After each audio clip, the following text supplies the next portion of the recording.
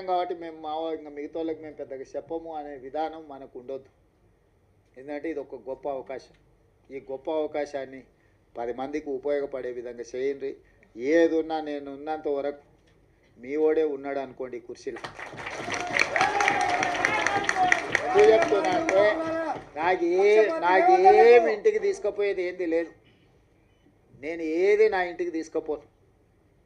10 మంది ఇబ్బందులు ఉన్న వాళ్ళకి సాయం చేయడానికి నేను ఉన్నా. నాకు పేరు తప్ప ఇంకేంది లేదు. అరే నన్ను కనిపిస్తే నేను నమస్కారం పెడితే నాకు సంతోషం అవుతుంది. అయితే అరే మాకు అన్న చేసి నమస్తే అన్న, నన్ను గుర్తుపట్టకపోయినా నేను మిమ్మల్ని గుర్తుపట్టకపోయినా నమస్తే పెడితే నేను చేసిన పనికి నాకు సంతోషం కలుగుతుంది. నేను అంతమించి మీ నుంచి ఏం ఆశిస్తలేను. ఆయన సతీష్ మాదిగా నేను పొట్టేలు కోసి దావతీయమని కూడా నేనేం అడుగుతలేను. ఆయన కూడా అప్పుడప్పుడు చెప్తుంటా కానీ వినడు. అప్పుడు అట్లా ఇట్లా చేస్తుంటాడు. ఆయన దృష్టిలో పెట్టుకొని ఇప్పటి దగ్గర చెప్పిన శిలక్కి చెప్పినట్టు చెప్తినరా ఆయన నీకెందుకు నేను ఉన్నా కదా అని అంటే ఉన్నట్టు ఉంటాడు. అప్పుడే అట్లా పోయేస్తాడు.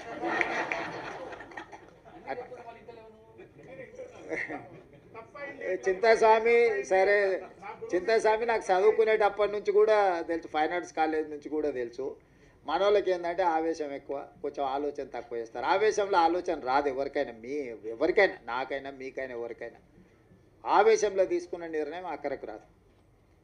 ఆవేశాన్ని తగ్గించండి, ఆలోచన వెంచూరి, వచ్చిన అవకాశాన్ని సద్వినియోగం చేసుకొని ఈ ప్రభుత్వం మీకు అండగా నిలబడుతుంది. మీ మంచి కోసం పనిచేస్తే మీ వెల్ఫేర్ కావచ్చు, మీ డెవలప్మెంట్ కావచ్చు, పిల్లలకి చచ్చిపోయిన వాళ్ళు లేకపోతే బాధితుల కుటుంబాలకి ఇంతకుముందే ఇచ్చిండ్రు బుడగ సంఘాల నుంచి వీళ్ళందరికీ ఇల్లు లేని వాళ్ళు ఉన్నారు. అందరికీ ఈసారి ఇల్లు ఇచ్చే బాధ్యత నాది. మీ అందరినీ మీ వెల్ఫేర్ కోసం, మీ డెవలప్మెంట్ కోసం, మీ ఎడ్యుకేషన్ కోసం పర్ఫెక్ట్గా గవర్నమెంట్ చేస్తుంది. ఓ రోజు ఆలస్యం కావచ్చు, నాకు 100% ఇవ్వాలని ప్రేమ ఉన్న ఓసారి అవకాశం రాదు. దాని అర్థం మీకు ఇవ్వద్దని కాదు. దానికి కొంచెం ఓపిక, కొంచెం వ్యవహారం, కొంచెం పద్ధతి మీద మనం చేసుకుందాం. మీరందరూ ఎవరితో కొట్లాడకరి, మీరు ఎవరితో వాదించాల్సిన పని లేదు, ఎవరితో కొట్లాడాల్సిన పని లేదు. మీ పని మీకు జరుగుతుంది. జరగడానికి ఇంతమంది ఉన్నాం మేము ఈడ. మీకు ఏం కావాలో చేసి పెట్టడానికి మేము ఉన్నాం, చేసి పెడతాం. మంచిగా చేసుకొని నిలబెట్టుకోండి. పిల్లల్ని మంచిగా కోచింగ్ సెంటర్లకు పంపించుర్రి, ప్రిపేర్ చేయండి, పాస్ చేయించుండ్రి. వాళ్ళకి ఎడ్యుకేషన్కి ఏం కావాలనో, వాళ్ళ కోచింగ్లకు ఏం కావాలనో కూడా ఫర్దర్గా చేద్దాం. ఎందుకంటే ఇప్పుడు వరుసగా నోటిఫికేషన్లు వస్తాయి. ఈ నోటిఫికేషన్లలో పిల్లలు సెలెక్ట్ కాకపోతే మనం ఇచ్చిన ప్రయత్నం అంత ఏంది? బ్యాక్లాగ్ పోస్టులు ఎందుకు ఉండాలి? పిల్లల్ని చదివించుర్రు. వాళ్ళ చదువులకు కావాల్సిన, వాళ్ళ కోచింగ్లకు కావాల్సిన ఏమున్నాయి, ఫారెన్ పంపించడానికి స్కాలర్షిప్లు ఉన్నాయి, అన్నీ ఇస్తా.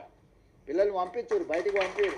ఎంతసేపు మన ఊర్లోనే మనం ఉండి, మన ఇళ్ళలోనే మనం ఉండి, మన దగ్గరనే ఉండి, ఇక్కడనే మనం ఇందులోనే ఇది చేయకంటే కొంతమంది చదువుకున్న వాళ్ళు చిన్న బయటకు పోతుంటే వాడు పెద్దోడు అవుతాడు, ఎదుగుతాడు, సమాజానికి ఉపయోగపడతాడు. వాడిని చూసి ఇంకో నలుగురు తయారవుతారు. అరే మావాడు అమెరికాకు పోయి మేము కూడా పోతుంటాం, వాడు పోయినోడు నలుగురిని తీసుకుపోతాడు. ఒకరు పోయినరా అనుకో, నలుగురు తనకు తెలిసిన వాళ్ళే తీసుకుపోతాడు కదా. అట్లనే మన దాంట్లో కూడా ఎవరైనా పోయేది ఉంటే కొంచెం భుజం దట్టూరి చేయరి, ఏ పని ఉన్నా వచ్చి చేయించుకొని పోండి. మీ అందరిని చూసి నాకు మంచి సంతోషమైంది. మీరందరూ అండగా నిలబడి. ఒక సభ నేను మిమ్మల్ని అందరిని అడిగేది ఒకటే, నా కోసం కాదు, రాహుల్ గాంధీ గారు దీంట్లో పెద్ద ఎత్తున చేసిండు. మీ సత్తా ఆనాడు ధర్మయుద్ధం పరేడ్ గ్రౌండ్లో చేసినప్పుడు నేను మీకు అండగా నిలబడ్డా, మీకు గుర్తుందో లేదో.